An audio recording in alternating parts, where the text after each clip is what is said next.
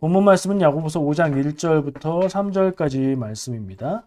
제목은 부한 자들을 위한 경고라고 했습니다. 야고보서 5장 1절부터 3절까지 말씀 우리 함께 봉독하겠습니다. 들으라 부한 자들아, 너희에게 임할 고생으로 말미암아 울고 통곡하라. 너희 재물은 썩었고 너희 옷은 좀 먹었으며 너희 금과 은은 녹이 슬었으니 이 녹이 너희에게 증거가 되며 불같이 너희 살을 먹으리라. 너희가 말세에 재물을 쌓았도다. 아멘. 네, 야고보서 5장 말씀은요, 야고보서의 마지막 장이고 어떤 글이나 어떤 편지나 마지막 부분에는 좀 중요한 것, 그리고 앞에서 했던 얘기를 정리하는 뭐 그런 내용으로 쓰여지기 마련이죠. 야고보서는 행함이 있는 실천을 얘기했었고요. 마지막 장에 와서는 부한 자들에 대해서 경고를 하면서 시작하고 있어요. 너희에게 임할 고생 때문에 너희에게 고생이 다가올 것이니까 울고 통곡해라. 너희들 이제 앞날에 고생스러운 일들, 고난의 시간이 남아있다라고 말하고 있는 거예요. 뒤집어 말하면 지금까지 좋은 세상, 지금까지 누렸던 시간들은 이제 끝이다. 이제 앞으로는 너희들이 고생스러울 때가 남았다. 무슨 얘기죠? 부한 자들, 부자들이 어떤 세상, 어떤 시대를 막론하고 많이 가진 사람들이 더 많은 것을 누리고 더 힘을 가졌고 그래 왔었죠. 사실 지금까지도 그런 세상인데요. 야고보서 5장 말씀은 그게 끝났다라고 얘기를 하고 있어요. 그래서 너희들은 통곡하고 울 때가 온다는 얘기로 경고를 하고 있습니다. 2절부터 나오는 말씀도 재밌어요. 너희 재물은 썩었다. 재물이 썩어요? 너희 옷은 좀 먹었다. 옷은 좀 먹을 수 있죠. 너희 금과 은은 녹이 슬었다. 금과 은은 녹이 슬지 않는 금속이에요. 그래서 귀하기도 하고요. 근데 녹이 슬었다. 그러니까 이게 정말 물리적인 얘기를 하고 있는 게 아니라 너희가 쌓아놓고 모으고 의지하고 이것을 위해서 거짓말하고 남을 해치고 이렇게 해왔던 인생 최고의 가치로 삼고 그걸 의지해왔던 그 재산과 재물의 능력이 통하는 세상은 이제 끝났다. 이런 얘기를 하고 있어요. 그리고 문제가 뭐냐? 이 녹이, 금과 은의 슬은 이 녹이 증거가 되어서 불같이 너희 살을 먹을 거다. 가장 큰 죄를 한마디로 얘기하면 너희가 말세에 재물을 쌓았다. 세상이 끝나가는데, 세상의 끝이 다가오는데 재물을 쌓고 재물을 의지하고 그것을 위해서 남을 해치며 살았다. 라고 얘기하고 있는 말씀이에요. 누구한테 하는 얘기일까요? 부한 자들한테 하는 얘기죠. 이 부한 자들은 어떤 사람일까요? 저는 두 가지 의문을 갖습니다. 이 부한 자들은 세상 모든 사람들 중에서 부자인 사람들, 조금 더 확대해서 생각해 보면 남보다 무엇인가를 더 가지고 힘있게 누리며 사는 기득권자들을 얘기하는 것이라고 일반적으로 해석할 수 있죠. 또 한 가지는 이 야고보서가 성도들을 향한 편지이기 때문에 성도들 중에서 부자인 사람들을 향한 메시지일 수도 있는 거죠. 이게 무엇으로 보는지에 따라서 메시지가 달라지죠. 일반적인 부자를 향한 경고냐, 교회 안에 성도들 중에 부자인 사람을 향한 경고냐. 이 두 가지 중에 어떤 것인가 하는 의문이 저에게 들었습니다. 근데 조금 더 묵상하고 생각하다 보니까 결국에 이렇게나 저렇게나 크게 다를 것은 없겠다 하는 생각을 해봤어요. 여러분들 읽으시면서 적용하실 때 내가 부자다. 여러분이 좀 가진 게 있다 싶으시면 나한테 하는 말씀이구나. 그렇지 않고 나는 실제 경제적으로는 가난해. 그러나 나는 부자가 되기 위한 욕망을 가지고 있고 재물과 재산에 내 마음을 다 쏟고 있어. 부자하고 똑같은 겁니다. 오늘 말하고 있는 관점에서 말이죠. 새겨 들으시기를 바랍니다. 부자 얘기예요. 성경에 부자 얘기가 제법 많이 나오죠. 부자라고 하면 성경에서 좋은 사람이에요, 나쁜 사람이에요? 부자이면서 많이 배웠으면서 높은 자리에 있으면서 좋은 사람도 있기는 있어요. 그러나 대부분 부자라고 얘기하면 나쁜 사람입니다. 부자여서 나쁜 사람은 아니에요. 부자이면서 나쁜 사람을 성경은 말하고 있습니다. 그래서 이런 말씀들을 생각할 때 하나님의 말씀과 뜻이 이 재물, 물질, 소유, 부자와 가난한 사람에 대해서 하나님이 관심을 쏟고 계시다는 것을 우리가 알 수 있게 돼요. 성경의 많은 부분들에서 부자와 가난한 사람들을 돌봐라. 예수님은 부자와 거지 나사로 이야기, 이런 내용들이 성경에 걸쳐서 많이 나오기 때문에 하나님이 관심을 많이 가지고 계신 부분이다. 하나님이 부자가 되고 싶다는 얘기가 아니죠. 하나님의 백성들이 어떻게 살아야 하는가 할 때 하나님의 뜻이 이 경제적인 부분, 그리고 이 재물에 대해서 어떤 태도를 갖느냐 하는 부분에 하나님의 마음이 많이 향하고 있다. 결국에 뭐예요? 이건 중요한 문제다 라는 생각을 해야 됩니다.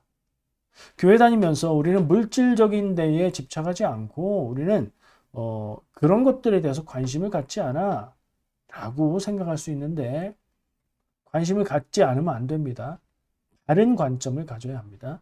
무엇이 중요한지 생각하고 알고 삶의 태도를 갖추고 지켜가야 하는 겁니다. 돈에 관심이 없으면 안 됩니다. 돈에 대한 태도가 있어야 합니다. 하나님의 뜻을 알고 구하는 가운데에 하나님이 내게 원하시는 태도를 찾고 정리해야 됩니다. 여러분 관심 가지셔야 됩니다. 기독교인으로서 돈과 재산과 경제관을 생각할 수 있는 말씀으로 삼을 수 있겠죠. 자, 우리는 세상을 살아가고 있습니다. 이 세상은 어떤 세상입니까? 적어도 우리가 살고 있는 세상은요. 경제 체제가 어떻게 돌아가고 있죠? 자본주의 시장 경제 체제 위에서 살아가고 있어요. 우리가 예전에 살았던 대한민국의 경제도 자본주의 시장 경제. 지금 캐나다의 경제 역시 자본주의 시장 경제. 미국 역시 세상 모든 미디어의 도배가 되고 있는 미국의 환경도 자본주의 시장 경제입니다. 정도의 차이가 있고 모습이 조금씩 다르죠. 우리는 자본주의 시장 경제 하에서 현대 세상을 살아가고 있습니다. 우리의 삶의 터전이 자본주의 시장 경제입니다. 아닌 사람들도 있죠. 사회주의 국가에 사는 사람들도 있으니까요. 그러나 우리는 대부분 자본주의 시장 경제 세상을 살아갑니다. 그러면 그 세상에서 살면서 우리는 어떤 태도, 돈과 재물과 물질에 대해서 어떤 태도를 가져야 할지 태도를 정확하게 갖고 가는 게 맞는 겁니다. 이거에 대해서 관심이 없다 하면서 또 누릴 건 누리고 싶은 것, 이건 욕심쟁이인 거고 태도가 없는 거고 입장이 없는 겁니다. 어떤 사람들은요. 캐나다를 사회주의 국가다 이렇게 얘기를 합니다. 그런 얘기를 할 때는 항상 복지 혜택에 대해서 이야기하고 세금에 대해서 이야기하면서 그렇게 말하죠. 왜 그렇게 말하는지는 이해가 되는데 그게 사실은 그렇지 않다는 거 여러분들 아시죠?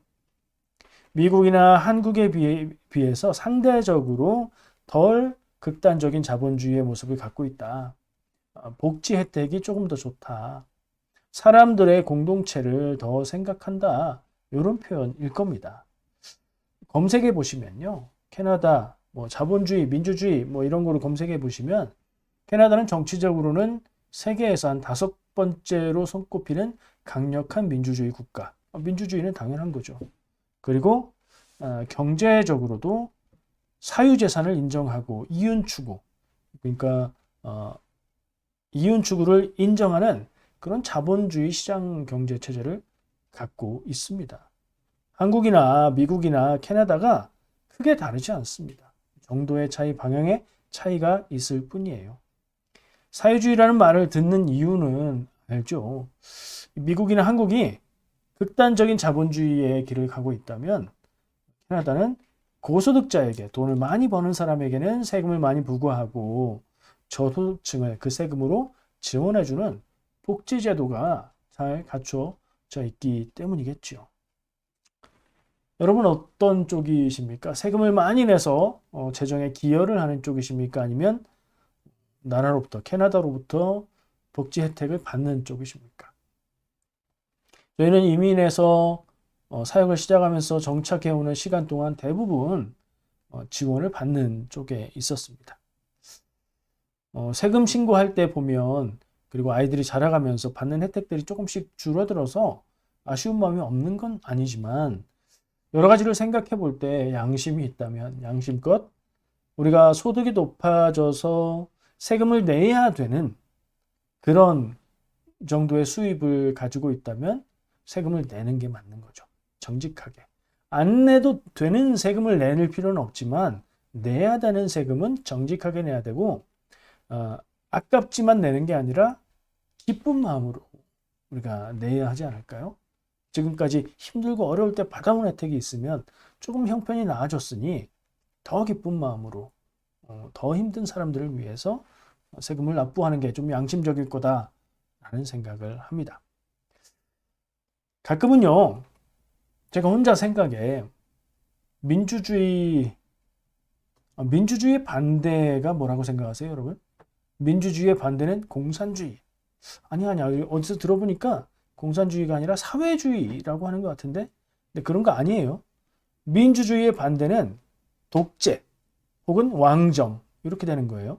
왜냐하면 민주주의는 의사결정을 하는 권한, 정책을 결정하는 권한, 권력이 어디에 있는가를 얘기하는 거죠. 그러니까 민주주의는 국민에게, 백성에게 권력이 있는 정치제도가 민주주의인 거고요. 그 반대는요, 한 사람의 권력자가 모든 권력을 갖고 있으면 반대죠. 그래서 민주주의와 독재, 아니면 민주주의와 왕정, 봉건시대 왕정, 이렇게 비교가 되는 겁니다. 어쨌든 자, 민주주의가 맞냐 독재가 맞냐, 성경 말씀에 비춰볼 때, 하나님의 뜻에 비춰볼 때 이런 생각을 해봐요. 이거 되게 쉽죠? 뭐가 맞는 것 같아요? 독재가 하나님의 뜻에 맞습니까? 왕이 다스리는 왕정이 하나님의 뜻에 맞습니까? 한 사람이 모든 것을 소유하고 모든 걸 결정하는? 아니에요. 민주주의가 하나님의 뜻에 더 가까울 거예요. 그러나 하나님의 뜻이 곧 하나님의 나라를 다스리는 정치제도가 민주주의다라고 말할 수 있나요? 그것도 아니죠. 그냥 조금 상대적으로 가까울 뿐입니다. 세상의 제도가 완전하지 않고, 그리고 하나님의 말씀이 현실 제도와 상황에 뭐에 가깝냐라고 생각하는 건 좀 접근이 그게 아닌 것 같아요. 그냥 현실 제도는 이런 부분이 있고, 이 제도는 이런 한계 저런 한계가 있고, 하나님의 뜻과 말씀에는 또 이런 뜻이 담겨 있다, 이렇게 각각 생각하는 게 맞는 것 같습니다. 민주주의냐 독재냐는 좀 쉬운데, 그러면 자본주의가 하나님의 뜻에 맞습니까? 사회주의가 하나님의 뜻에 맞습니까? 공산주의가 하나님의 뜻에 맞습니까? 이건 뭐 이렇게 이 제도부터 우리가 명확하게 규정을 하고 얘기할 필요는 있는데 어려우니까 그냥 우리가 생각하는 자유가 있고 자기 개인 사유재산이 있고, 사유재산을 가지고 투자해서 자본을 가지고 자본을 소유해서 더 큰 이득을 만들어낼 수 있는 자본주의가 하나님의 뜻에 맞는가? 아니면 사회주의, 공산주의라고 말하는 그런 것들, 모든 사람들이 똑같이 생산하고 똑같이 받게 되는 뭐 그런 제도가 더 하나님의 뜻에 맞나? 이건 조금 쉽지 않을 수 있습니다. 예전에 해방 전후 뭐 이런 때에 우리나라가 어떤 길로 가야 되느냐, 그럴 때에 이 이념의 문제로, 정치제도, 경제제도의 문제로 많은 사람들이 길을 달리했고요. 많은 기독교인들이 공산주의, 사회주의로 가야 된다, 그게 하나님의 뜻에 맞다, 이런 생각도 했었습니다. 생각해보면 이해가 됩니다. 자본주의는 돈을 따라가는 것이고요. 그렇죠? 사회주의는 공동체성을 갖는 어떤 하나님의 뜻에 더 맞는 게 아닌가, 이런 생각이 들기도 하니까요. 근데 조금 전에 제가 말한 것처럼 이건 이거고 저건 저거고 하나님의 뜻은 하나님의 뜻입니다. 우리가 하나님의 뜻을 현실 제도, 현실의 모습과 매치시키는 것은 그건 되지 않는 일이고요. 우리가 기독교인으로서 신앙인으로서 하나님의 백성으로서 하나님의 뜻을 늘 탐구하고 묵상해서 점점 더 깊이 알아서 그것을 따라서 우리가 살아가고 세상에 하나님의 뜻을 보여주면서 사는 게 맞는 것 같습니다. 이런 얘기도 들은 적이 있습니다. 교회는 민주주의로 하는 게 아니고 하나님의 뜻을 따르는 독재를 하는 게 맞다. 들어보셨나요? 그리고 무슨 얘기를 하는 건지 알겠죠? 교회의 의사결정을 교회의 멤버들이 손들어서 많은 쪽을 결정하는 게 하나님의 뜻이냐? 그게 아니다. 사람들이 이해하지 못하더라도 사람들이 동의하지 않더라도 하나님의 뜻을 따라가야 된다라는 논리를 갖고 있는 거죠. 그런데요, 함정은 이런 주장을 하는 경우에 많은 부분은 목사님 혹은 특정한 몇몇 사람들의 그룹의 주장을 그게 하나님의 뜻이다. 이렇게 주장하는 경우가 많습니다. 그것을 관철시키기 위해서 교회는 민주주의 아니고 독재다라는 얘기, 그런 논리를 끌고 오는 경우가 많습니다. 저는 그래서 이런 말, 이런 표현, 이런 생각을 정말 싫어합니다. 그런 경우들을 많이 보아왔기 때문이고요. 이 말을 하는 이유는 뭐예요? 자기가 하나님의 뜻을 알고 자기가 말하는 게 하나님의 뜻이라고 주장하고 싶은 거잖아요. 그런 게 세상에 어디 있습니까? 민주주의라는 게 불완전한 모습이기는 하지만 교회에서 구하는 하나님의 뜻은 하나님이 주시는 계시로 우리가 받으면 되는 것이고요. 의사결정, 무엇을 어떻게 할지에 대해서는 교회 공동체가 완벽한 답은 모를지라도 함께 뜻을 모아서 하나님의 뜻을 찾아가면서 가는 민주적인 의사결정이 저는 현재 우리가 할 수 있는 가장 좋은 방법이라고 생각합니다. 그래서 성경으로 볼 때 어떤 정치제도, 어떤 경제제도가 하나님의 뜻에 맞냐? 이건 뭐 대답할 수가 없다. 이런 생각을 하고요. 하나님의 뜻, 하나님이 원하시는 모습을 우리가 삶 가운데에 깨닫고 실현하면서 살아가야 된다는 생각을 하게 됩니다. 성경을 통해서 알 수 있는 하나님의 뜻은 무엇일까요? 너무 쉽고 너무 간단합니다. 여러분 다 알고 계십니다. 성경을 통해서 알 수 있는 사람들이 살아가는 길에 대한 하나님의 뜻은 이웃을 사랑하는 거죠. 성경에 아마 성경에 있는 책들 중에 이웃을 사랑하라는 말씀, 그런 의미를 담고 있지 않은 책은 없을 겁니다.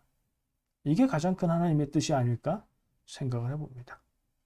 적용해보면 내 주변에 가난해서 굶거나 고통당하는 사람이 없도록 돌보라는 말씀, 성경에 나와 있는 말씀들이죠. 적용해서 말하자면 나그네와 과부와 고아 같은 보호받을 울타리가 없는 사람들을 사랑하는 마음으로 돌봐줘라. 이걸 하나님의 말씀, 하나님의 뜻으로 명령하고 있습니다. 왜요? 하나님의 명령이 아니면 우리가 그렇게 할 존재가 아니기 때문에, 이기적인 존재들이기 때문에 하나님의 뜻과 명령으로 그것을 명하고 있죠. 그것이 하나님의 백성들이 세상을 살아가는 자세여야 합니다. 그거 너무 순수하고 너무 단순한 얘기 아니냐? 그거로 충분합니다. 하나님의 뜻을 따르고 내 눈에 보이고 내 주변에 있고 내가 소식을 듣는 사람들이 가난해서 고통당하고 억울하고 굶거나 죽음당하거나 이런 슬프고 괴로운 일들이 없도록 우리가 노력해가는 거, 그게 이웃사랑이지요. 그런 기준을 가지고 여러분들 실제로 살아가시기를, 여러분들의 삶 가운데에 그것을 이루어 가시기를 축복합니다. 자, 오늘 야고보서 5장 좀 다른 데로 이렇게 빙빙 돌다가 돌아오는데, 야고보서 5장에 말하는 내용은 무엇인가요? 전체적인 내용보다도 1, 2, 3절에서 얘기하는 것을 좀 집중하고 싶은데요. 부자를 향해서 경고하고 있습니다. 부자가 좋다, 나쁘다? 나쁘다고 볼 수 있는 거예요. 왜냐하면 부자들을 향해서 너희들이 의지해왔던, 너희들이 추구해왔던 그 물질의, 돈의, 재산의 힘은 이제 끝났다라고 말하고 있기 때문이죠. 못 쓰게 됐다는 얘기예요. 근데 현실은 어떻습니까? 이게 잘 이해가 되십니까? 야고보서가 쓰여졌던 시대는 적어도 지금으로부터 2000년 이상 전일 텐데 2000년이 안 될 수도 있겠군요. 하여튼 2000년 정도 이전의 시대의 이야기인데 그때 그런 세상이 끝났다. 물질과 돈이 능력이 되고 세상을 살아가는 힘이 되는 시대는 끝났다. 그렇기 때문에 경고를 하고 있는 거였는데 말씀을 들어보면 현실이 그런가요? 그때 잘 모르겠다면 지금은 어떤가요? 지금 돈과 재물과 재산이 능력이 되지 않는 그런 세상 여러분 살고 계십니까? 아니잖아요. 그거야말로 아마 점점 더 그 힘이 강해지지 않았을까요? 옛날 시대의 세상에 있는 부자들과 지금 시대의 세상에 있는 부자들, 아마 지금 부자들이 더 많은 것을 가지고 더 많은 것을 누리고 더 많은 것을 할 수 있지 않을까요? 경제 규모는 커지고 부자들은 더 부자가 되고 어마어마한 상상할 수 없는 부자가 되고 가난한 사람들은 더 가난해지고 더 고통스러워지고 더 괴로워지는 그런 현실 아닙니까? 이런 세상에 아까 얘기한 성경에서 알 수 있는 하나님의 뜻, 우리는 무엇을 어떻게 해야 될까? 굉장히 난감하고 고심하게 되는 그런 문제인 세상 아닙니까? 근데 말씀은 분명히 과거형으로 표현을 하고 있어요. 울고 통곡해라. 두려워해라. 심판을 얘기하고 있고요. 그것을 과거형의 표현으로 말을 하고 있어요. 이제 그렇게 됐다. 이제 그것은 끝났다. 이상한 느낌이 듭니다. 어떤 말씀인지 느낌은 오는데 논리적으로 이걸 이해해 보려고 하니까 안 끝났는데 재물의 힘은 지금까지도 여전히 건재한데 왜 끝났다. 이렇게 말하고 있습니까? 이해하기 어려운 말씀이 되는 것 같은 느낌이 들어요. 그래서 이걸 좀 이해해 보려고 나름대로 읽고 묵상하고 노력을 해봤습니다.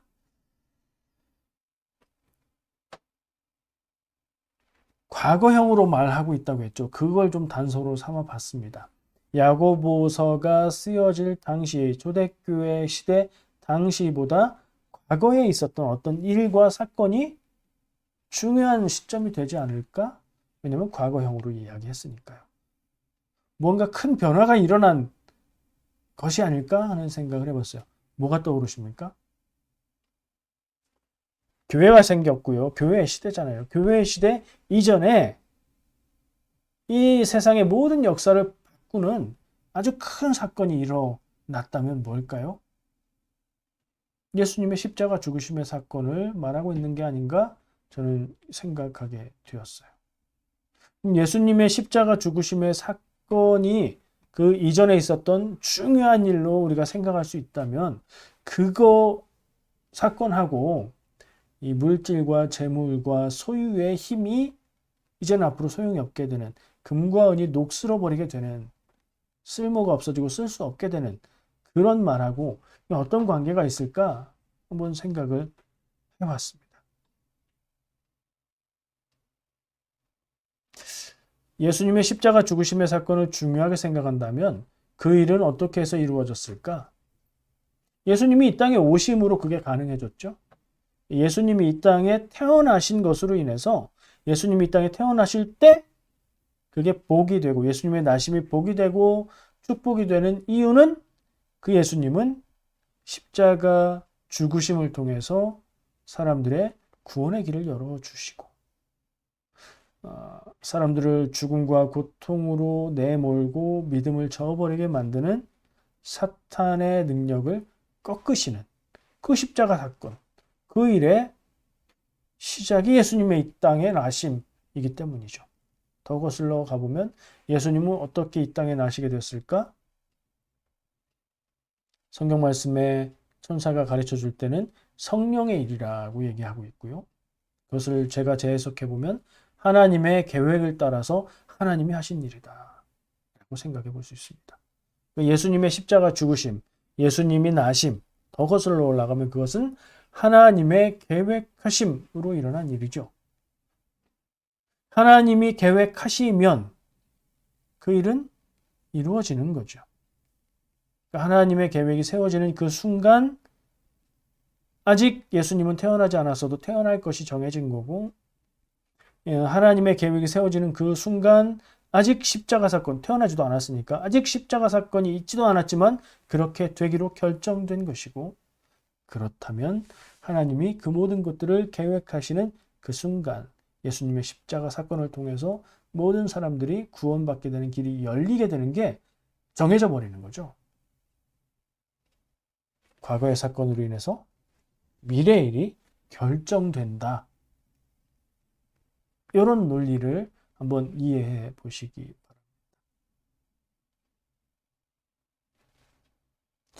다른 얘기로 좀 풀어볼게요. 일본어 좀 하시는 분 계십니까? 일본어 좀 하시는 분, 혹은 만화, 일본 만화 좋아하시는 분. 이건 무슨 말인지 아세요? 오마에와 모 신데이루. 들어보셨죠? 오마에와 모 신데이루. 좀 일본스럽게 일본 액센트로 어떻게 하는지 모르겠습니다. 자, 지금 보시면서 일본어 좀 아시는 분은 한번 그 뜻을 외쳐보겠습니다. 우리말로 무슨 뜻입니까? 네. 이 말은 제가 기억하고 있습니다. 제가 학생 시절에 유행했던 만화책이었는데요. 그때는 만화책의 제목이 북두신권이었어요. 근데 지금은 북두의 권이라고 해요. 일본어 원어의 발음은 후쿠토노 켄 이랍니다. 이게 북두의 권을 한자를 일본어식으로 읽은 말이에요. 그 대사예요. 주인공이 아주 뭐 거의 천하무적의 무사입니다. 그렇게 강한 사람인데 그 주인공이 특별한 무공을 써요. 막 타격을 하면 즉시 죽지 않아요. 몇 초인가 뭐 얼마인가 있다가 죽어요. 그러니까 막 때리고 나서 그 주인공이 이 대사를 하는 거예요. 한국말로 어떻게 번역했냐면 너는 이미 죽어 있다. 이렇게 번역했어요. 멋있죠. 막 빠바바바박 때리고 너는 이미 죽어 있다. 그 말을 하고 몇 초 후에 콱 죽는 거예요. 근데 보니까 일본어를 좀 해설해 놓은 걸 보니까 그 문장에 뭐였어요? 오마야 모신데이루 그 문장에 제대로 된 번역은 너는 이미 죽었다 래요. 근데 너는 이미 죽어 있다로 거의 직역에 가깝게 번역한 건 조금 오역에 가까운데 근데 그게 더 멋있잖아요.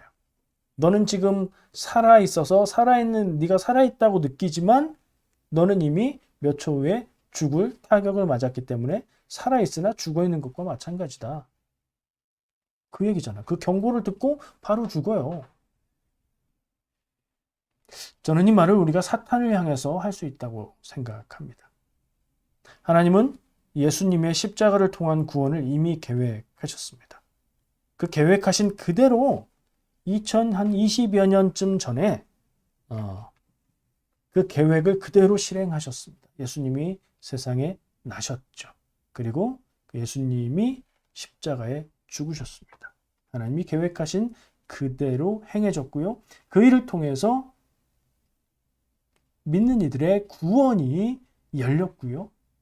결국에 우리가 작년 연말에 계속 묵상했던 요한계시록의 내용들을 살펴볼 때 믿는 이들이 고난을 받을 것이지만 결국에 사탄의 세력들은 결박되고 멸망되고 끝나게 된다는 그게 이미 정해져 있는 일인 겁니다. 공감이 되십니까? 모르겠습니다. 저 나름대로는 설명을 해보려고 오늘 이 말씀에 모순처럼 느껴지는 전혀 세상은 돈과 물질이 아직도 지배하고 있는 것 같은데 야고보서 저자는 그런 세상이 끝났고 그것은 쓸모없다고 선언하고 있는 그 말을 이해해 보려고 노력하면서 이런 설명을 좀 해보고 있는 겁니다. 하나님이 계획하신 순간 모든 것은 다 이루어질 것으로 결정됐기 때문에 이미 그것은 이루어진 거다. 너는 이미 죽어 있다. 뭐 이런 이해가 되시면서 이게 좀 이렇게 받아들여지시면 좋을 것 같다 하는 생각을 했어요. 실은 이게 신학적으로 이것을 설명하는 말들이 있습니다. 기독교가 전하고 있는, 교회가 전하고 있는 종말, 마지막 때, 그때는 곧 심판의 때요, 그때는 곧 믿는 이들의 구원의 때인데, 이 믿는 사람들의 삶을 이야기할 때 이미 임한 종말과 앞으로 맞게 될 종말을 동시에 말하는 게 기독교의 종말이다 라고 신학적으로 설명을 합니다. 이미 임한 종말은 무엇입니까? 예수님이 이 땅에 오시고 예수님이 십자가에 죽으심으로 죄를 용서받고 구원받는 길이 열린 것, 그게 이미 임한 종말이지요. 그 일들이 그렇게 맞아 들어가고 하나님의 계획대로 이루어지면 결국에 어떻게 돼요? 아직 이루어지지 않았지만 앞으로 맞게 될 종말의 시간, 심판의 때에 믿는 이들은 구원받는 것이 결정되어 있는 거죠. 이런 신학적인 말을 제가 나름대로 이해하기 좀 쉬우시라고 한번 생각을 해본 겁니다. 이해가 되시고 공감이 되시나 모르겠습니다. 안 되시면 오마에와 무신대유 이거를 곱씹어 보시고 이해를 좀 해보시면 좋을 것 같아요. 이 다른 예로 들 수도 있습니다. 전에 한번 얘기했던 것 같아서 오늘은 다른 얘기를 한 거예요. 약속 시간 얘기를 전에 제가 했던 것 같아요. 약속 시간은 1시. 약속이 있어요. 1시에 약속이에요. 지금 시간은 12시 30분. 늦었어요? 안 늦었어요? 안 늦었죠. 근데 나는 아직 집에서 출발하고 있고 약속 장소까지 도착하는데 1시간이 걸립니다. 이건 줄일 수가 없습니다. 그러면 이미 늦은 거예요? 안 늦은 거예요? 시간적으로는 이미 아직 늦지 않았지만 물리 법칙을 뛰어넘을 수 없는 한 우리는 반드시 늦게 돼 있죠. 이미 늦은 거죠. 아직 이루어지진 않았지만 결정되어 있는 사실들, 저는 하나님의 계획하심이 그렇다고 보고요. 그래서 우리는 지금 힘을 쓰고 있는 사탄을 향해서 지금 막강한 힘을 가지고 있는 돈과 재산과 소유와 이런 것들을 향해서 너희들은 끝났다. 하나님이 일하신다. 예수님의 구원을 통해서 우리는 구원받고 너희들은 끝난다. 라고 선포하고 실제로 그런 삶을 살아갈 수 있을 줄 믿습니다. 이게 그냥 어떤 환상과 허상의 얘기, 미래의 얘기가 아니라 우리의 삶에 있어서 그것을 현실로 살아가는 그 삶이 있어야 참 그리스도인이라는 생각을 합니다. 이 야고보서의 말씀을 이렇게 이해하는 게 제대로 이해하는 겁니다. 라고 말씀은 못 드리겠습니다. 제가 그렇게 자신할 수 없어요. 그러나 이렇게 한번 생각해 보는 건 어떤가 말씀드리는 겁니다. 아직은 돈과 소유가 힘을 발휘하는 세상을 우리가 살고 있습니다. 그러나 예수님의 말씀을 믿고 따르는 사람에게 재산은 이미 그리 중요하지 않은 가치가 되어 버린 것입니다. 우리가 가장 중요하게 생각하는 가치가 돈, 그게 아니라면 이미 중요하지 않은 거죠. 우리에게 가장 중요한 가치는 무엇입니까? 믿음이요, 하나님의 뜻대로 살아가는 것 아닐까요? 아직도 재산을 추구하며 재산을 들이기 위해서 남을 속이고 남을 괴롭게 하고 이기적으로 사는 인생, 그 사람, 그 인생이 오늘 야고보서가 경고하고 있는 부한 자들입니다. 그 인생은 희망이 없습니다. 망하는 인생의 길을 가고 있다라고 선포합니다. 근데 오해하면 안 되는 게 있습니다. 그렇다고 해서 부자는 나쁜 사람인가? 그게 그렇게 관계되는 게 아니죠. 그럼 부자가 되기를 피해야 되는가? 돈이 막 그냥 재산이 막 벌어지는데 나는 구원받아야 돼 하면서 막 다 버려야 되는가? 아니죠. 가난해야 구원받는가? 그것도 아닙니다. 그럼 도대체 무슨 얘기인가? 말했잖아요. 가치, 첫 번째 가치를, 가장 중요한 것의 가치를 무엇에 두느냐의 문제라는 거죠. 그리고 돈, 물질, 재산은 나쁜 것도 아니고요. 그냥 가치 중립적인 겁니다. 그리고 중요하지 않은 것도 아닙니다.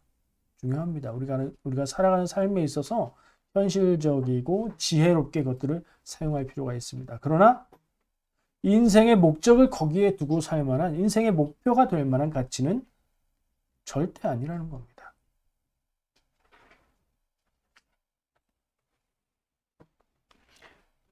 구원은 재산에 있는 게 아니라 구원은 믿음에 있습니다. 어떤 가치를 따라서 살고 있느냐가 구원을 결정합니다.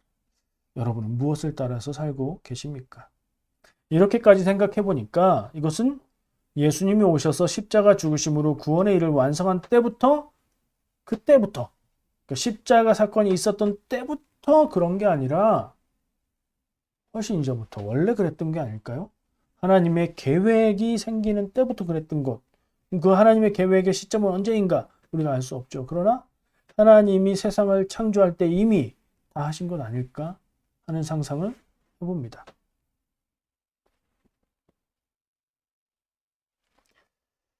여러분은 무엇을 향해서 살고 계십니까? 인생은 무엇을 추구하면서 살아야 정말 제일 멋있는 하나님이 기뻐하실 수 있는 인생일까요? 부자가 되거나 재산을 많이 갖는 것, 혹은 무언가를 잘 이루는 거, 뭔가를 막 대단한 성취를 이루는 거, 그 좋은 거죠. 근데 인생의 목적으로 삶을 만한 가치는 아니라고 생각이 됩니다. 이런 거요. 하나님의 뜻을 최대한 잘 알기, 뭐 이런 정도는 돼야 인생의 목적 될 수 있지 않을까요? 세상 누구보다 사랑을 잘하는 사람 되기. 이 정도 목적은 좀 가지고 살아야 멋있는 인생 아니겠습니까?